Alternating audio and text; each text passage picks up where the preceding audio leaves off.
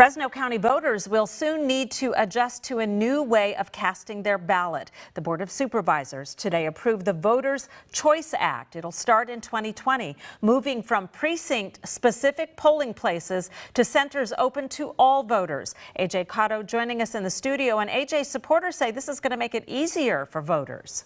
Well, Stephanie, the move means people can now vote days in advance of elections. All voters will also receive mail-in ballots. And while the county clerk believes this will increase participation, she admits there are pros and cons to both systems. Fresno County now joining several others, including Madera, switching up the voting process. The trend is more voters are choosing to vote by mail. Adopting the California Voters' Choice Act means all registered voters will receive a mail-in ballot.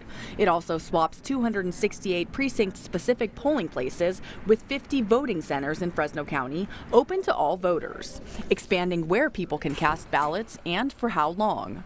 10 will be open for 10 days prior to the election, and another 40 will be open 3 days prior to the election, and all 50 will be open on election day. The move was not without opposition. What I find with VCA is that the electronic model is going to be very difficult for senior citizens. There's another reason to be concerned about VCA, the use of electronic voting systems that are vulnerable to cyber technical attack. The new system with fewer machines saves $1.6 million upfront, but has a higher overhead during elections. The increased days of voting assistance centers being open and the additional amount of ballots being mailed to all voters, adding up to about $130,000 more per election. We won't make everyone happy, but we're going to do our best to increase access to the voting process, and I think that's really paramount to a robust democracy.